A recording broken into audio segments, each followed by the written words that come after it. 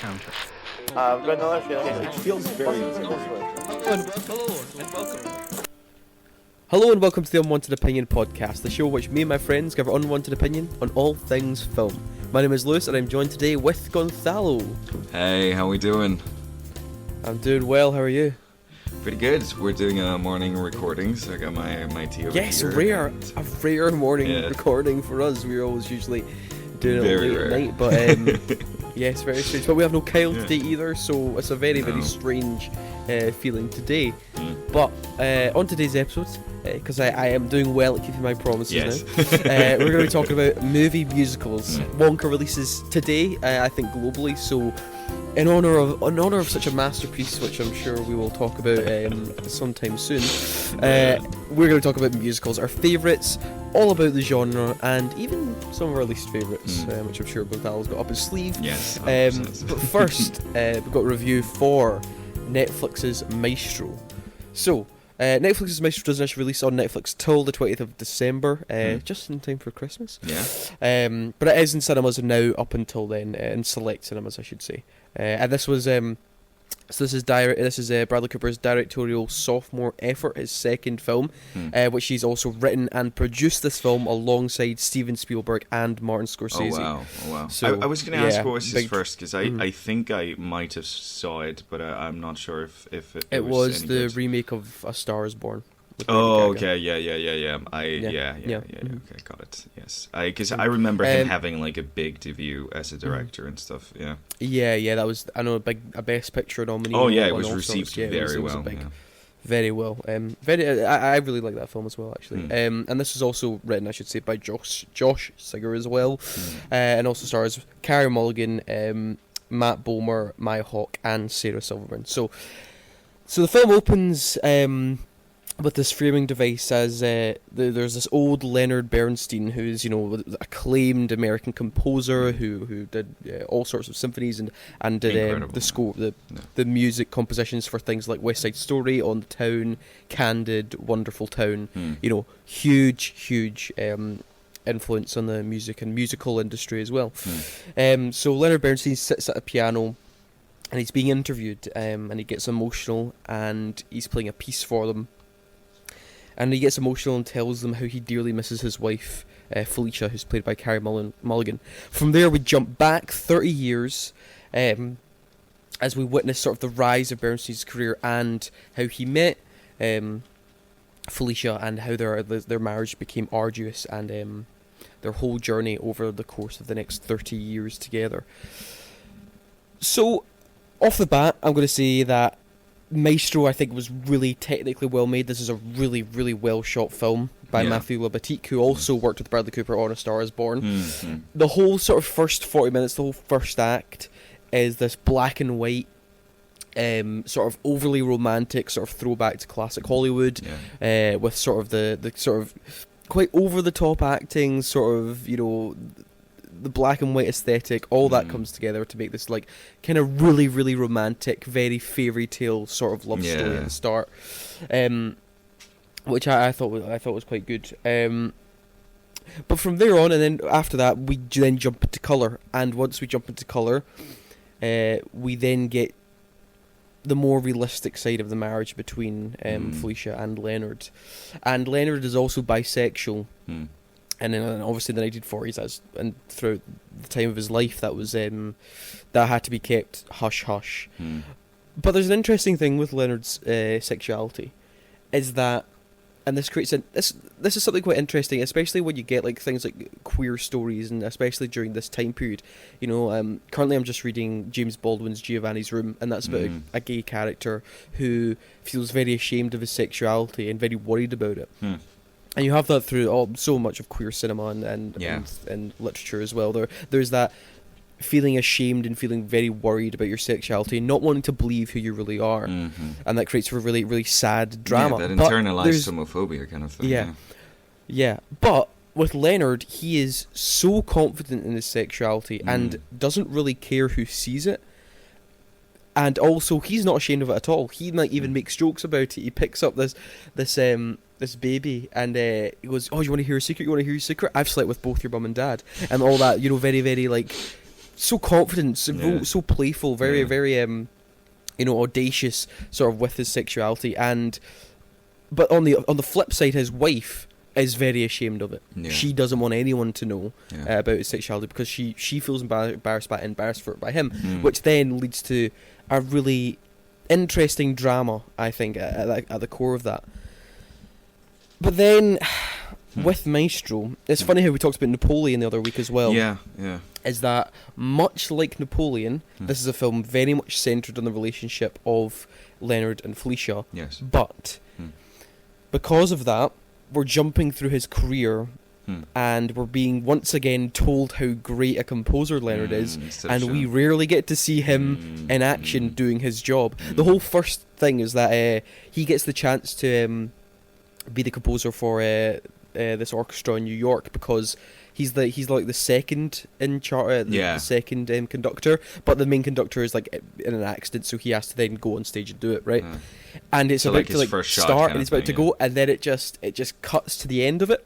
And they have that whole thing where he's like, "Oh, for me, it felt like I blacked out for the whole time, and then I woke up and everyone was applauding." Yeah. And I'm like, okay, for that one maybe. Yeah. But then yeah. we then just jump through, and he's like, "Oh," and then there's a radio broadcast going, "Oh," and it's the successful composer of this and that, and I'm like, yeah. "Oh, but I don't know any of this stuff, so like, whatever." Yeah. Especially, I feel like it might, like, it's even easier on a filmmaking aspect to show, like, it's like it only takes like you playing like one of the pieces he's composed to make them like the audience emotional, you know, like his work is so incredible that like just play a section of it and we'll understand how great he is, you know.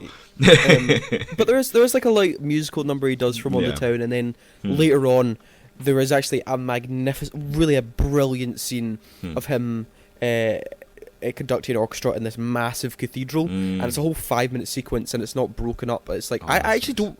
I assume they did it by crane because it seems the camera just goes through the orchestra, and I'm like, you would have had to knock all these people off their chairs, like playing the violin. Oh shit, there's the camera. So it was really impressive. And I want to watch the behind the scenes of that. I always love like the technicality of how they get certain shots done. I think they they had to use a crane and do it above people's head. I think that's logistically how they did it.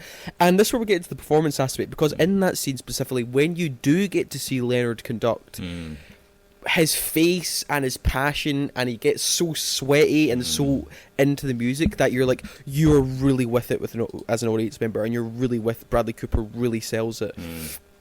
And you know, it's just like that whole sequence in particular really does steal the show for the entire thing, because of especially that moment where the drama is at, and then he really is just pushing and the music swells, and it's genuinely a brilliant scene. But then with the acting, now Bradley Cooper and Carey Mulligan are going to get Oscar nominations for these performances. Yeah. For me, I felt like the performances, like I said, there is a lot of emotion to the story. There's a lot of drama to this marriage and an interesting conflict.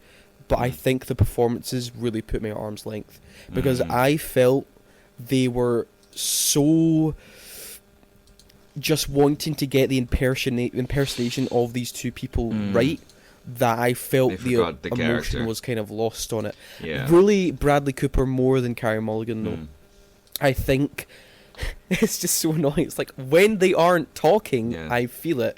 When they start talking, and I think it's because with Bradley Cooper, his sort of like intonation, his range, he's always sort of in the same like pitch, because he wants to just get the Leonard Bernstein like it's an impression, right? but it's not a natural impression that he's been doing his whole life, so it doesn't feel when, like like a form of speech, but like a performance that he's putting on.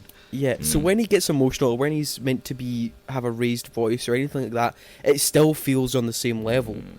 That's the only way I can really describe it. It just feels like we're hearing the same voice. Like if you and I get angry or emotional, or you know, anything like that, or our voices will change and range and break and all sorts, right?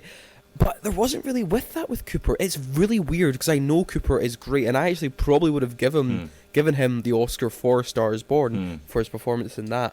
But here it feels so just stays at the same level. You know, it is. It's really weird that I just like really wanted to get into the drama, but these performances just felt so performancey and impressionistic. It's a tricky balance because when like you're doing someone that we have footage of that people like recognize the mannerisms and the stuff, like you either get to a point where like they're just your mannerisms, so you get to emote with them, or it's like you said, like it just feels flat. And as the director, it's also hard because he's also the main star in it. I feel like if he had been in the director's chair and only in the director's chair, he might have seen it and just dropped the impressions and focused on having characters and emotion and having them talk however the hell they talked. Because obviously, I think I would prioritize like that connection and that emotion and that performance over the impression. I think impressions are surface level, whereas performances go deeper into more emotional territory. So like having him talk exactly like Bernstein talked in his interviews seems less important than having the characters have that kind of like emotion come through, you know? Yeah. So it's one of those tricky things, honestly. And that, I mean, that was it for me. I just felt myself quite frustrated with Maestro because the technical aspects are interesting, and there is a really interesting drama at the core. But those performances really did put me at arm's length, and it made me just feel like, this is clearly going for Oscars. Like that's what it felt like at the end of the day. It's like this is just.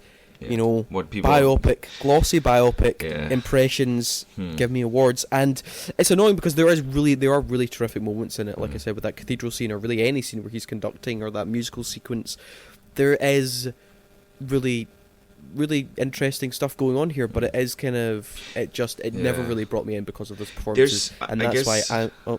Sorry. Go ahead. No, I was going to give my final score. There. I'm going to give Maestro a 6 out of 10 for me. Okay, that's interesting. What did you give Napoleon last week, by the way?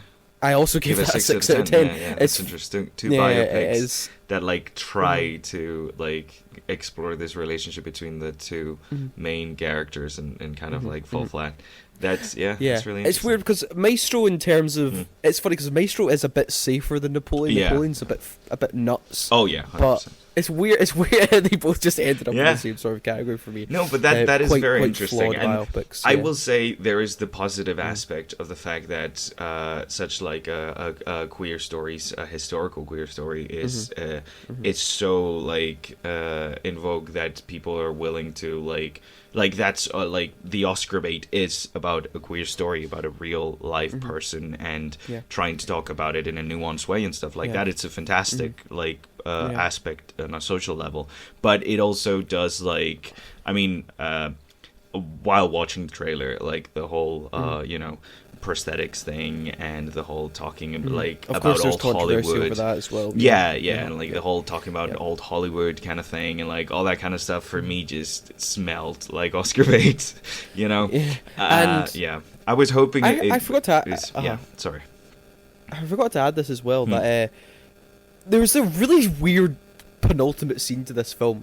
Like there's this. I thought the film was going to go on a bit longer because I was like, oh yeah, okay, we're at this point in the story, and there's penultimate scene, and then it goes on, and then it just kind of ends, and I was like, wait, that was your not the last scene, the one before it. I was like, what? Why was that your second last scene? That's such a weird scene to like go into your finale, and I was like. So kind of like a weird. Once you see the film, you'll know what I'm talking about. You'll be like, what? Very odd, very odd. I'm looking forward to that part now. That's gonna be interesting. Yeah.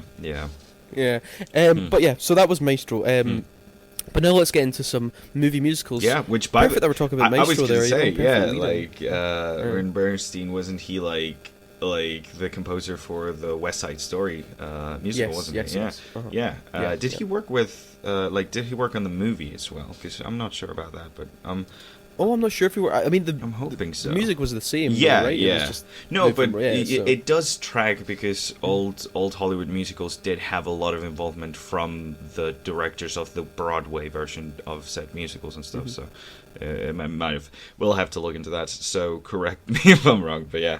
Okay, so we're going to talk about musicals though. So what a great. You and I love musicals, Gonzalo. Yeah. We love musicals. We absolutely the love traditional Hollywood spectacle, the original Hollywood spectacle, Yeah, some may say, yeah. especially of Golden Age era. musicals. Yeah. There's something cozy, something amazing about musicals, the way they just have the characters sing out their feelings, that really helps you kind of get into them and empathize with them and stuff. It's fantastic, yeah. Now, before we talk about our favourites, Gonzalo, I want to ask you, why do you think musicals are such a divisive piece of art? Like, why? Because I know people who just like, I hate musicals. I won't watch them. I can't stand the whole idea. Yeah, it's interesting to me. I see. For me, musicals are just like such an inherent part of my childhood.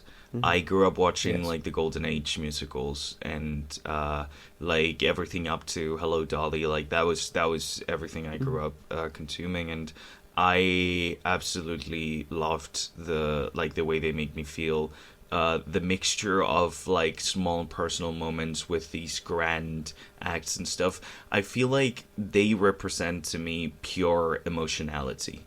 And I can understand how it could put some people off with the amount of, camp and showiness and just like, they are very, very weirdly abstract in a world where we're used to, and it's pushed to have like these very realistic and grounded kind of things, and it's very much like an all-out feelings fest kind of thing when it comes to musicals. And I can see how some people might not be into that stuff, but I like musicals, so I can't really put myself in the shoes of someone who doesn't, and I'm sure they have many different reasons why it's not a genre they enjoy.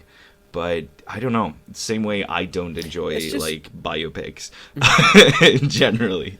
Well, there's some you do like though. There's some you do. Oh like. yeah. The exceptions to the rule, of course. There are exceptions, but like the thing is though, you'd think that people are trained to like musical because the Disney Renaissance and all the Disney cartoon classics, all are musicals. They all are big music numbers, and you think that kids would have been conditioned into it to then adapt to live action and enjoy it, but that is strangely not the case. I will say, to that sense, I will say it might have something to do with the whole, like, them as a signature of immaturity, because I have experienced with, like, my siblings and friends and stuff, while growing up, there started to be a rejection towards animated content. Any sort of cartoon, so it's like, no, I just want to watch live action because I'm a real adult now and I don't watch cartoons anymore, kind of thing. So maybe its correlation with like childhood content has made people be like, oh no, I don't do that anymore because I'm actually an adult. In the same way we do the same kind of thing with animation, where like the whole genre is kids. It's not like animation is a genre instead of being what it is, which is like a tool. It's portrayed as, oh no, animation, that's for kids, right? So maybe it's something like that, and maybe that's also why we've seen like a lot of recently, like a lot of musicals that try to be like all greedy and adult and talk about assault and rape and murder, and it's all like very. What musicals are you talking about? Les Miserables, Les Mis, it's one of them. There's I don't know. There's like a bunch of like trying to be edgy and cool kind of stuff. I was thinking ahead. The Greatest Showman was the last really successful one. I don't remember that. No, I was thinking of like musicals as well, with like a lot of like Andrew Lloyd Webber's attempts at like Bad Cinderella recently, trying to be edgy and cool and stuff, which. Damn, that ended up being accidentally homophobic, which is really funny. But yeah, it was a whole mess. But yeah, like you've seen like a lot of like maybe the same way we've seen with cartoons, where like there's like this edgy cartoons, therefore adults, everything is bloody and everyone says fuck all the time. So maybe it has something to do with that. But like as I said, since I'm one of the ones who was like, fuck yeah, musicals, let's go. It's hard for me to really put myself in their shoes and understand like what is exactly about musicals that people dislike. How about you? Yeah. Well, no, I mean obviously I'm a massive musical fan as well. I mean, weirdly enough, musicals were not the biggest thing in my childhood. I mean like. Obviously, the Disney Renaissance period, plus the Jungle Book, Dumbo, you name it, we watched them all.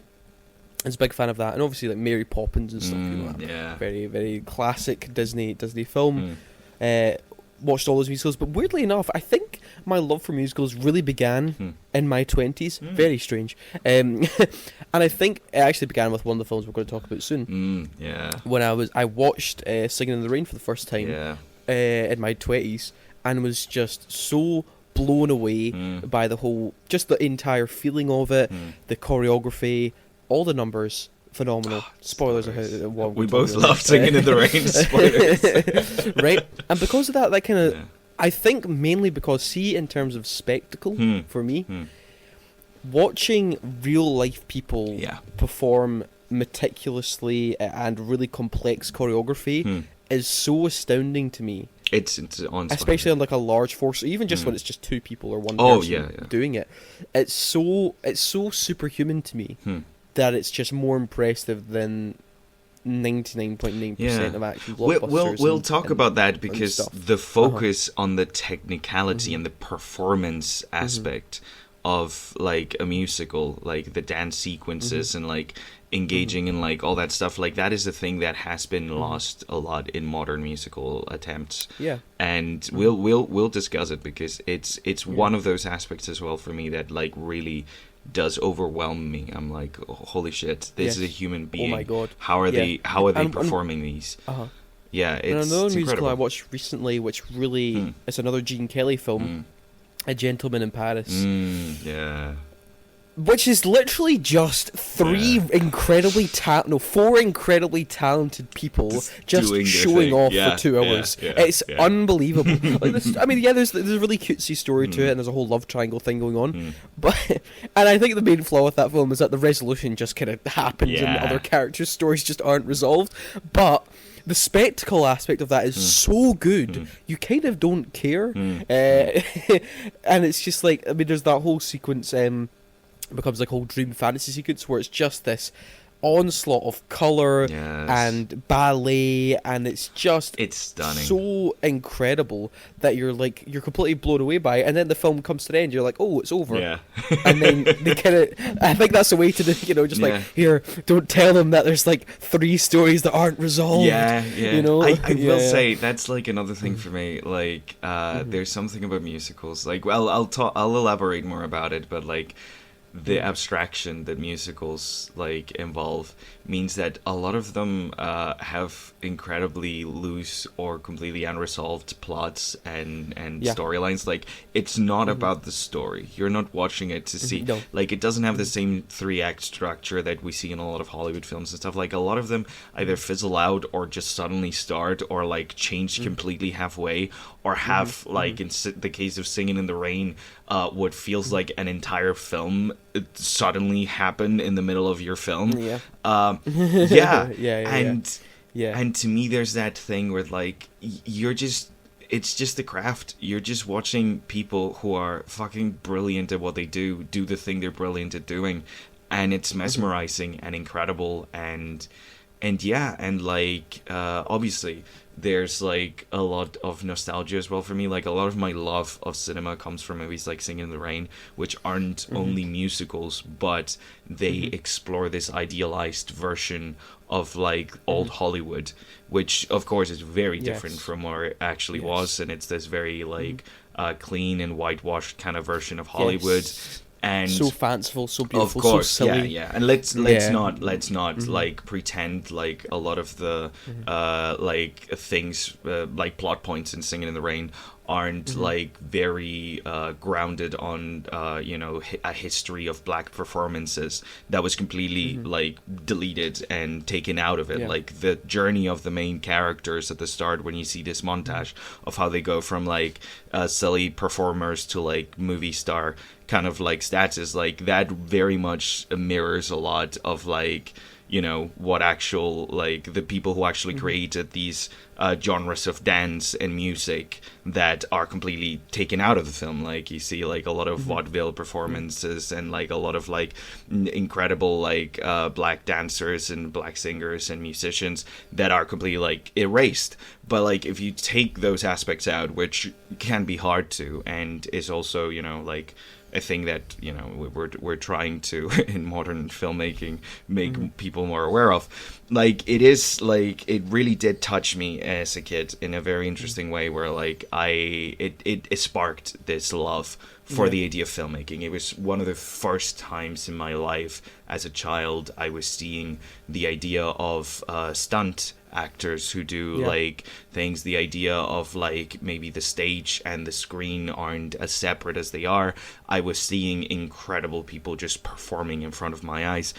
Another incredible thing of old musicals, the lack of over editing, the fact that the camera just like stays there. They just stay there. It's like, hey, let's just watch this happen. Let's see what's going on right here. And you get to see these amazing, like the roses supposes histoses are moses supposes histoses are roses. Like that entire tap that dance entire thing makes me want to, like, has made me want to learn tap dancing since I was a child, because the amount of joy and fun and goofiness of these people who are absolute peak of their craft, just being, of course, like these, like it's absolutely incredible. I just awe-inspiring, honestly.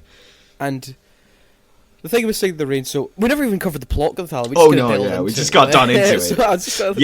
It's a really interesting plot, actually. So it's set in the late 1920s, and Don Lockwood is played by Gene Kelly, and Lena Lamont. Yes, love her Gene Hagen, so much. Are, like, the two of Hollywood's like biggest silent stars, and however their careers come under jeopardy when basically the advancement of sound technology comes into cinema, the talkies, and that means they have to sort of change their latest film, The Dueling Cavalier, which now comes under pressure and has to be turned into a talkie.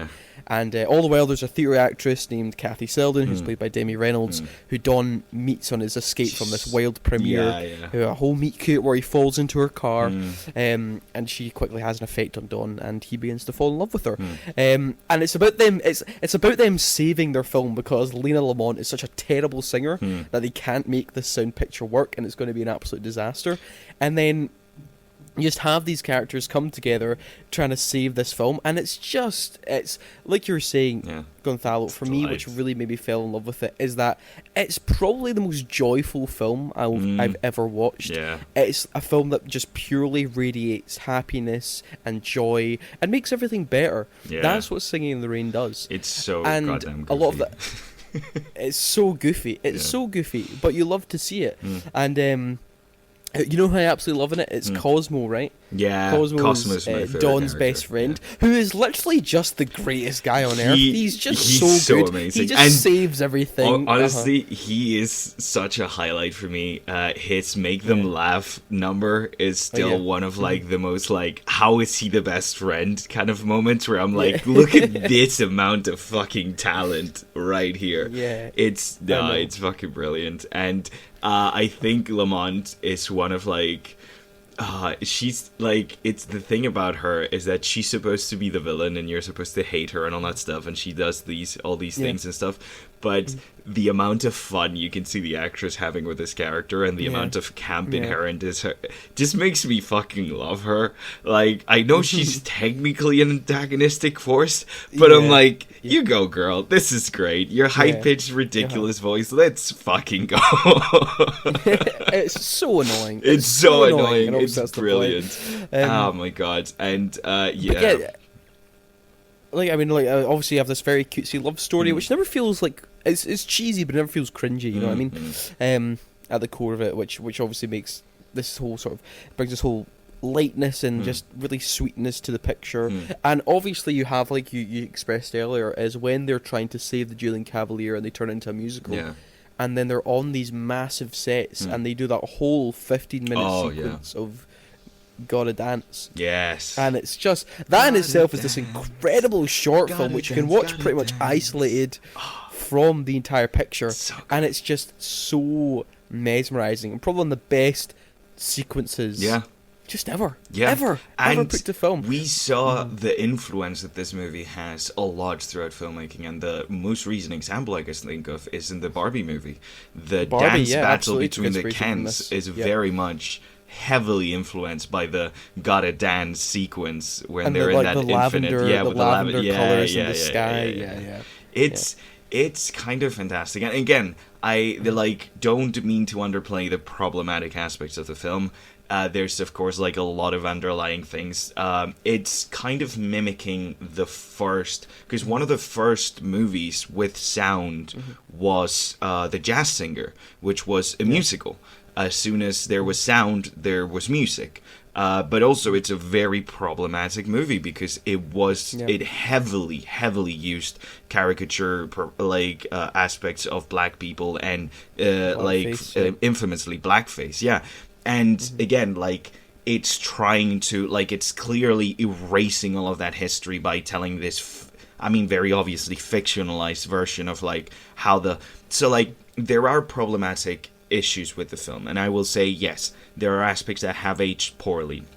The treatment of Lamont's character, for example, the whole outing thing at the end of the film kind of feels, to me at least, a bit kind of like transphobic. There's aspects to it. Really? Yeah, like the whole idea of like this woman who like her real voice is being brought into question, and like the way she's being ridiculed in front of all these people. Like there are clear like aspects where you can see a lot of problematic issues with it. I don't think that's what they were going. No, for I know. Obviously, I know they weren't going for that.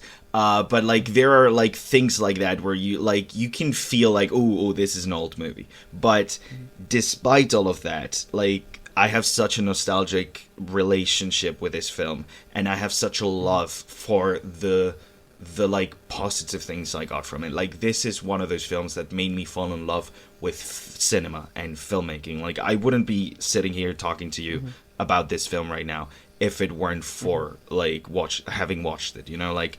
It was a very formative part of my life and my childhood, and it really did shine a light on the fact that films are magical, but the making of those films, the collective effort of the sound like it highlights so many things, the sound engineering, the set making, like all this kind of like production of a film, it puts it at the forefront. And it really did teach me, hey, there's not only magic to experiencing a film, there is magic to the amount of effort and sweat and tears that go into actually creating such a film. And there's something that always comes to my attention when watching these sort of classic musicals, and especially Singing in the Rain, is that the loss of colour in modern cinema. Yeah. Like, it's so colourful. And you get some films that are vibrant and stuff, but like not to the degree this stuff was. Not only vibrant, but the choices, the colour choices that they made. And the thing is, these this control of colour was present in film when black and white was a thing. Like the very, very famously, the Addams Family show in black and white, like the whole living room was colored pink because it was like a one that showed very well in that black and white kind of thing.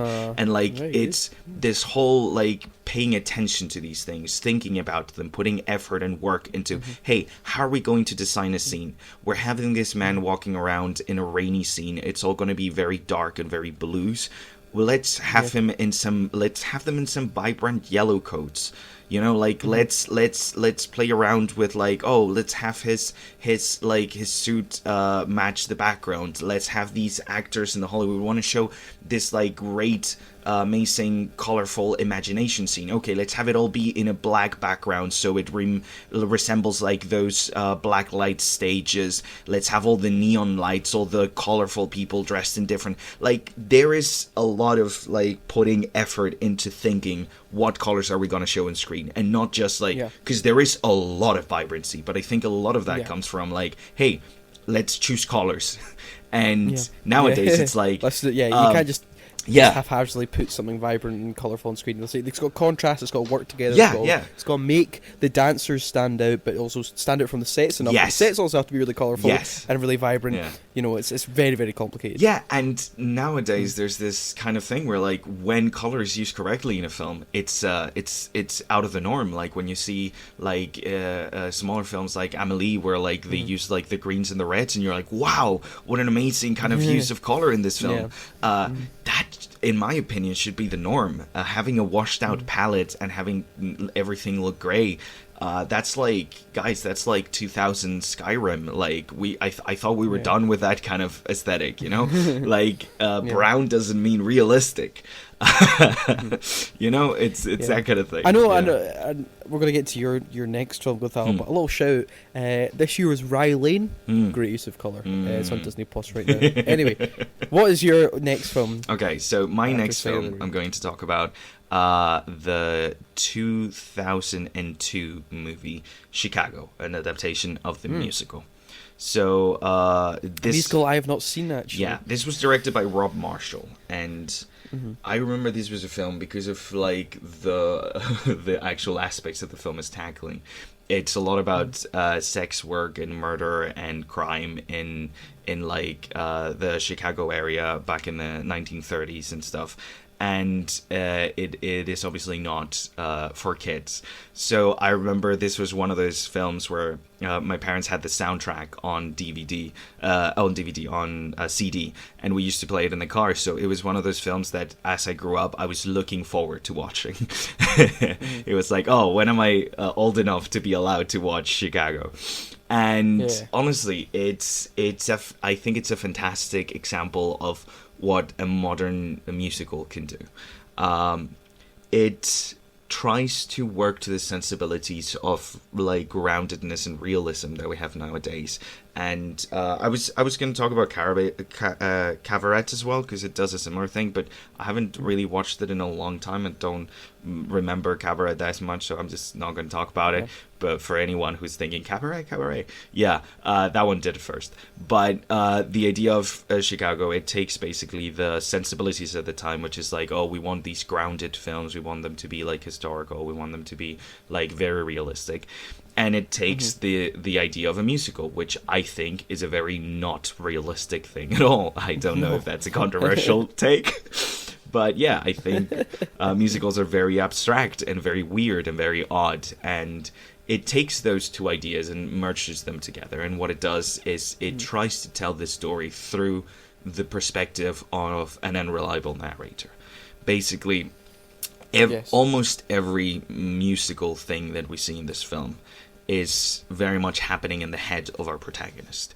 She's this girl in the 1930s in this big city, Chicago. It's full of crime, and it's right in the middle of the Great Recession. So like, you know, people are struggling and everything isn't going great.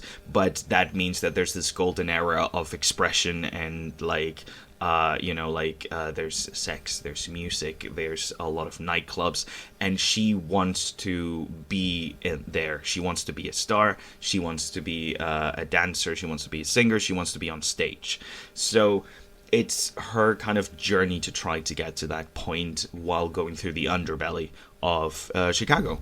And it's this fascinating story. She's struggling. She is cheating on her husband with this man who ends up being abusive. He hits her, she grabs the gun and shoots him to death. And the whole main body of the film is her trial. It's the idea of her trying to clean up her image and talking about the sensationalism of the press and the kind of like sexiness imparted to crime at the area. Like this whole idea of like, oh, we're taking this story of like someone murdering someone and we're making it into a thing. So you have her story parallel to her co-star. By the way, I haven't said any of the names. So she's Roxy Hart, and then you have her co-star Velma Kelly. So it's Renee Zellweger and Catherine Zeta-Jones. Basically, her like co-star is this. She was this fantastic, incredible double act with her sister. She was like super famous, incredible. She looks up to her, and then she murdered her sister and her boyfriend who was cheating on her with her sister. And so they both meet in this jail, and it's like the Roxy, the small town girl who's trying to get go in the show business, trying to, you know, connect with her co-star, like her idol, but she's obviously very cold to her. And like through circumstances and her trials, Roxy becomes very famous. She becomes this like sexy icon of this woman criminal who's like super cool and super awesome, and like everyone's like looking at the papers. All the girls want to be like her. All the women want to dress like her. You know, like they're selling dolls of her. Really interesting. Yeah. narrative decision to have Yeah, that. That's yeah. actually quite, I don't know, quite astute, I guess, in sort of It is, yeah. It like modern life. You can we- easily see that. I could see that happening on TikTok right now. 100%, 100%. You have some sort of someone in jail, and somebody like, oh my god, this Yeah. person's such a sex icon or really Yeah, yeah. fashionable, and then people making videos about them. Yeah, That's- like the that's commodifying really the real. like Mhm. story of someone's like downturn and stuff just because like they're attractive and talented and stuff, and like everyone's watching the trial. There's so many like the scenes with the journalists pop, like the whole idea of like the journalist all copying each other and like parroting the same things and stuff. The what's her name? The lady who plays the cougar friend in Mamma Mia.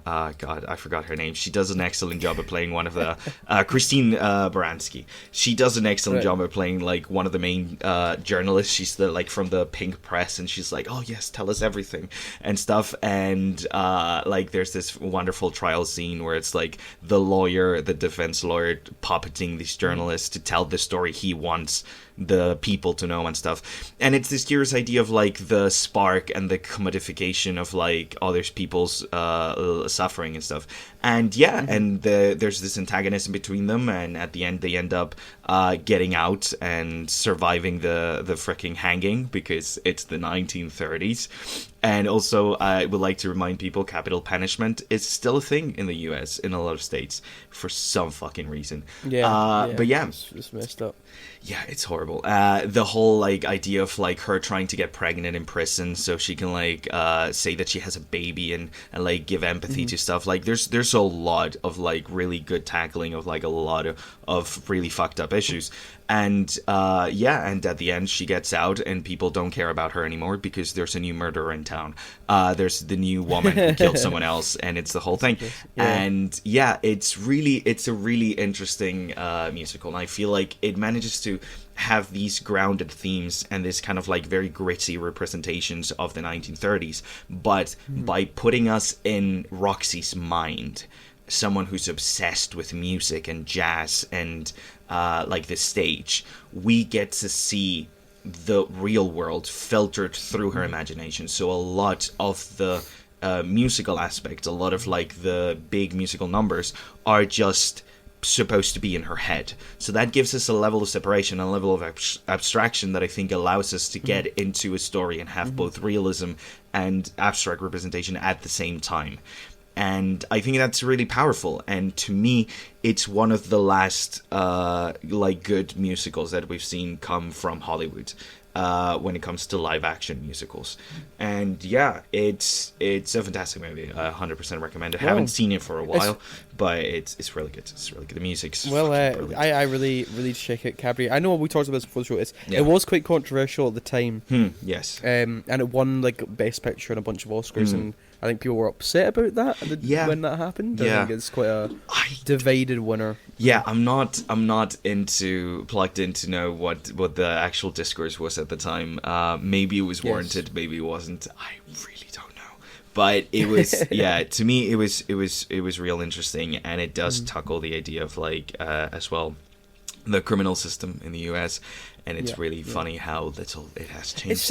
It sounds I didn't really know anything about it, but it sounds really fascinating, actually. More fascinating than I think you will enjoy it, yeah, because it feels like it's just a flashy look at like Chicago jazz life and stuff, but it really does tackle a bunch of issues. It's coming up to the Christmas break, and during that time I watch a shit ton of movies, so I will absolutely add that to my Christmas list. Yeah, I will say a it's funny that surprising lack of black characters, given that it's Chicago in the 1930s.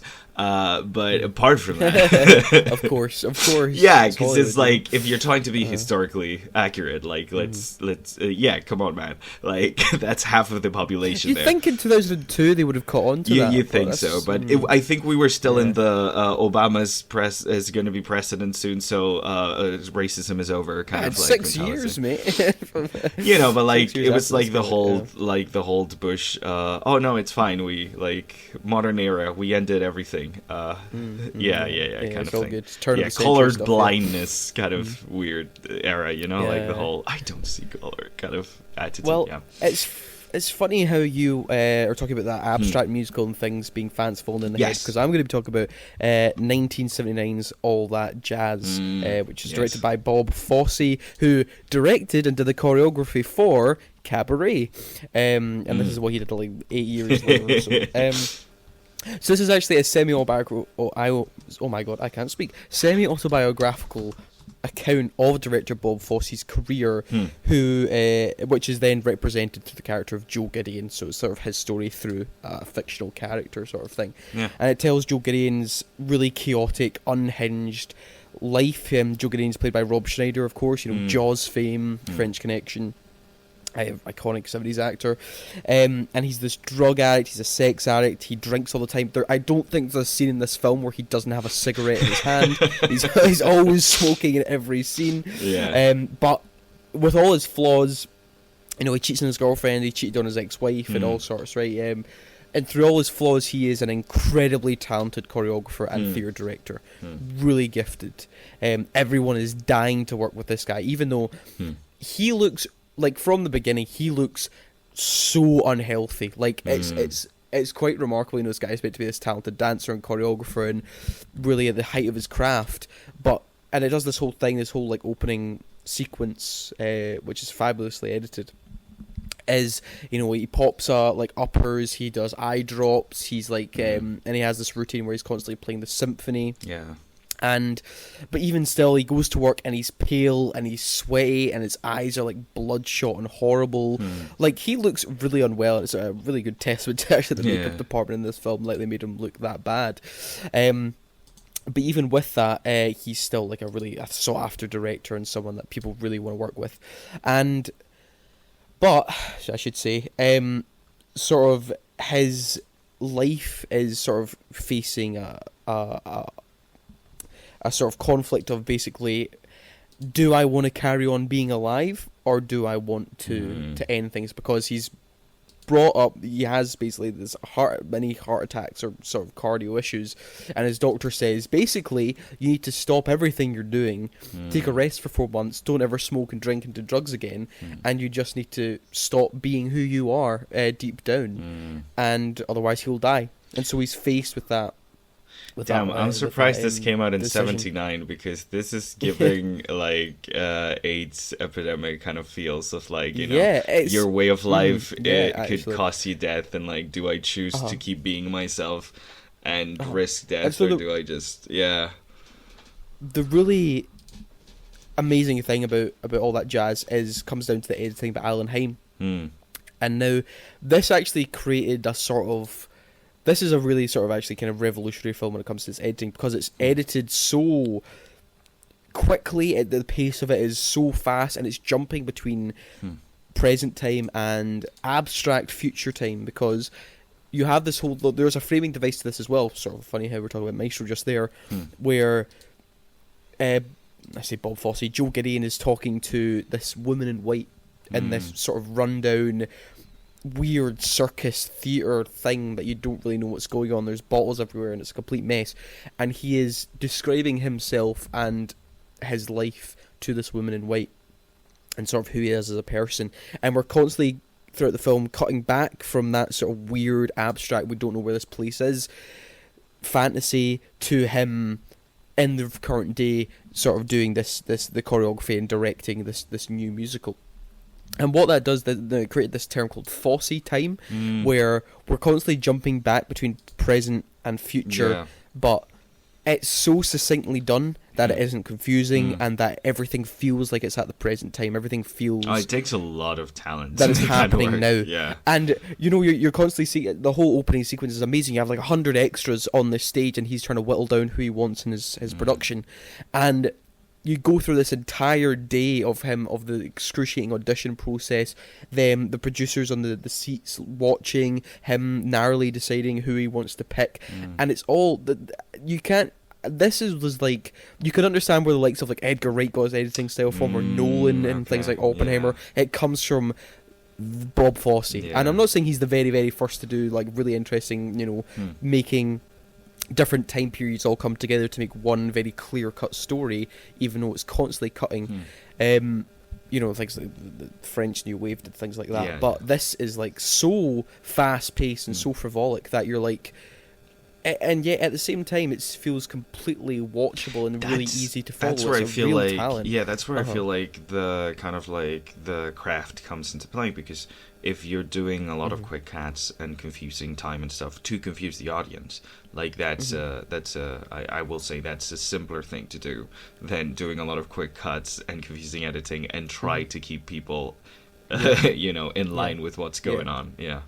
But when you watch it, you can be like, I can see where the likes of Edgar Wright got that sort of fast paced sort of editing. I gotta check this one out. This is amazing. This sounds really but it's good. it's a very, very adult film, like I'm saying, abstract. It deals with. There is one music because you watch it, it's just like a standard, it's not a musical yet, and then you get to about 40 minutes in, and they do this 10-15 minute long air erotica sequence, right? Because they're doing this play, and it's so funny because you have the guy who's basically making all the music compositions for it, and it's meant to be like an all family friendly production. And then Joe, because there's this crazy, puts on this erotica sequence where like, oh okay, the dancing's pretty provocative, but it's okay, and then people just start getting naked, and then the producers are like, they like rub they're like, oh my god, no, and then like one of the producers who's constantly hates Gideon is like. He's like, oh my, why does he have to make everything about sex? And then the producer goes, well, there goes the family audience. But it's like really funny. But the sequence, the dancing and everything, but it's just like, wow, this is incredible.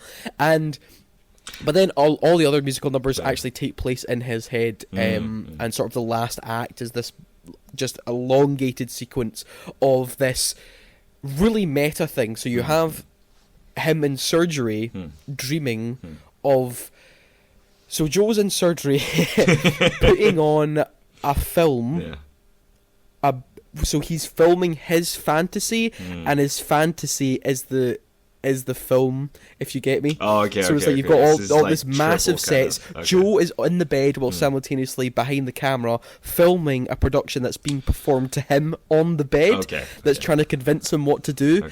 It's really meta and really this is what I'm talking about when I say that musicals live in the world of abstraction. Like this is where I think they're the strongest, honestly.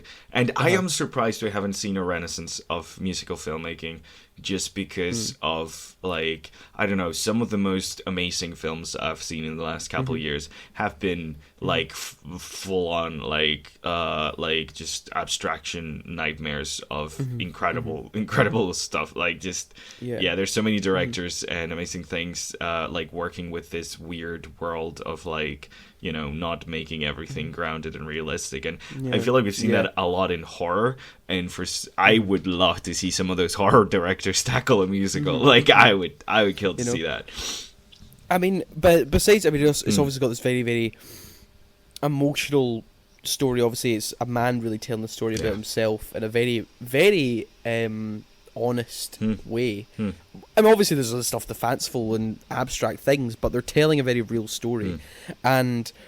But also at the same time, it's telling a really brutal story of the theatre industry and the Broadway industry, like how cutthroat it is, how money is so involved with it, how stressful it is, and how really brutal it is to put on a production. See, I feel like this is like the opposite to Singing in the Rain. Singing in the Rain, it's really nasty. It's like really cutthroat.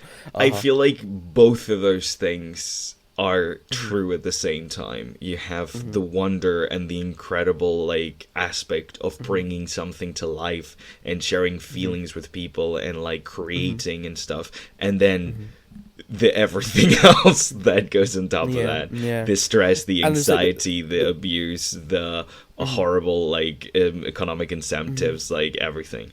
There's a specific scene with lawyers that's really all about money, where it's like, well, they've already funneled so much money into this production and their director is in hospital now, and they're like, well, you can either hope that this stage production, as soon as your director's back and ready to finish it off, when this is in production, when this is put on the stage, either you're sold out every night for God knows how long, or your insurance claim, if he dies, you'll actually earn a profit on a production that never actually takes the stage. So you have this nasty economical aspect of it. That's like, and also that sounds like Warner Brothers to me. And because, oh my god, remember the Zack Snyder thing with Justice League? Like, he goes through a personal family tragedy, and instead of stopping production and waiting, they just get someone else to finish the movie. Get it to finish the job. Get it and out. It was a disaster. And it's like they have discussions with other directors to try and get him out and get someone. And it's there is a real darkness to it, as well as the whole reality story of Joe himself. Way darker than fiction ever will. This is just like this was 100% based on experiences he's had. And that's the thing. I think it's a really powerful, really and technically incredibly crafted piece of work. And the final number on the film is so. I mean, obviously, we're dealing with this sort of abstract world, but the final number of the film is so just weird. It's like sad, but also really joyful at the same time. It's like a really twisted sort of, I don't even know how to describe it, this really sort of like twisted, strange sort of reflection on and sort of, I don't know how to, like, I don't really want to spoil it anyway, but it's like it's both sad and genuinely quite joyful and accepting, and it's great. I think the ending number is fabulous as well. So all that jazz, seek it out. It's actually unavailable to rent anywhere.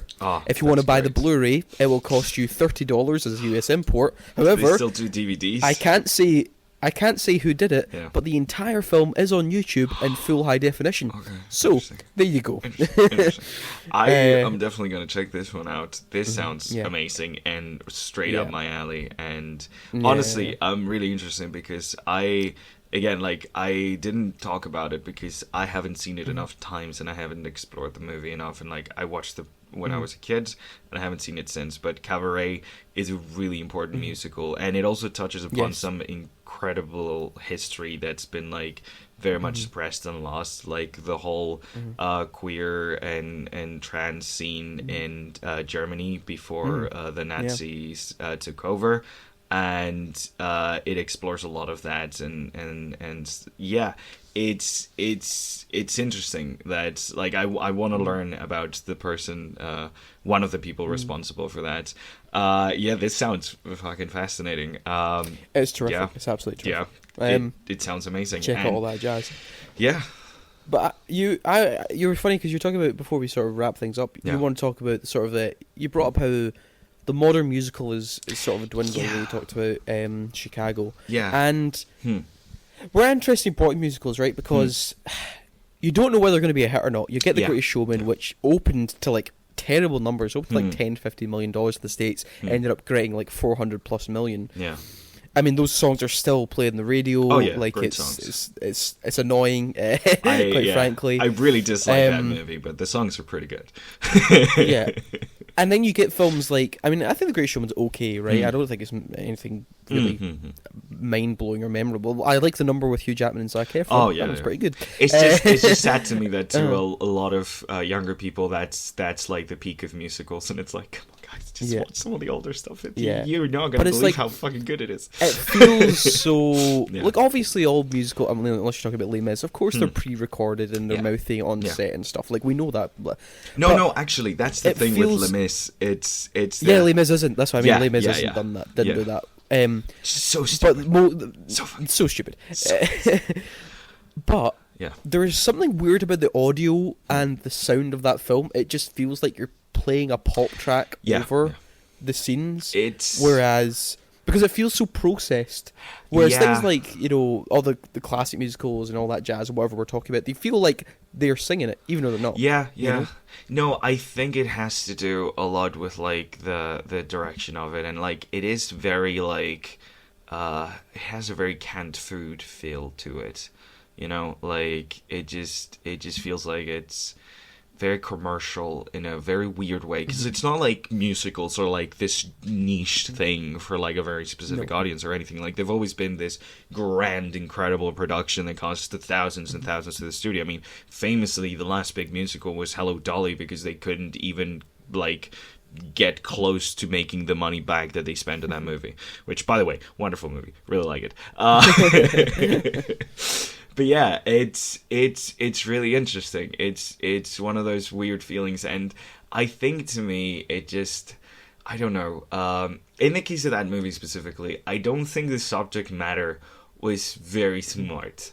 I wouldn't be making a Poppy fanfic about one of the most controversial and, in a lot of historical events, very cruel man, and then like kind of like wash the history around it to be like, oh yeah, no, it turns out it was great. It's like the same reason I'm not He was great.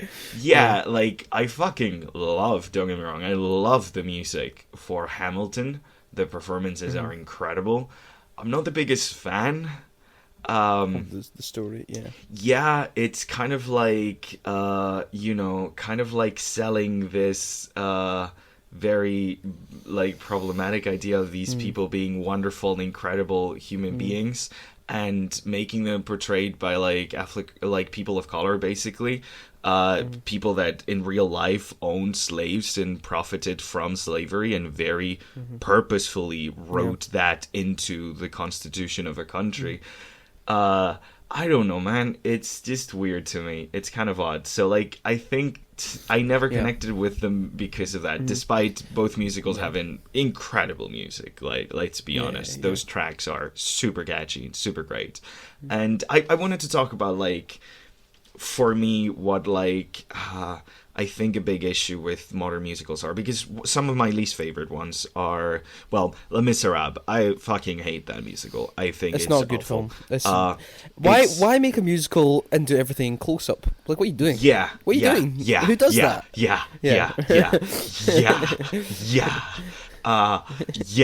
I have so many fucking issues with this movie. The amount you have, like, I've seen behind the scenes of this film, the amount of fucking technical work, the amount of genius that had to go into making sure that they could film this movie in the least smart way possible. This director had no fucking clue what they were doing. We're gonna build these big sets. Oh my and show none of god! them, We're recording the Jackman's music face. live. Oh shit! But we want it to rain. Okay, let's create this. Let's fucking put our audio engineers through fucking hell just so they can capture the sound of the actors' voices in real time, without capturing the pitter-patter of the rain. Oh, we gotta play live music. Let's put the fucking piano player in a sealed sound box that's gotta be glass, because they gotta be able to see what's going on. Like, the amount of just... Let's get Hugh Jackman, for some fucking reason, to starve himself and dehydrate himself for a scene where he's not even fucking shirtless.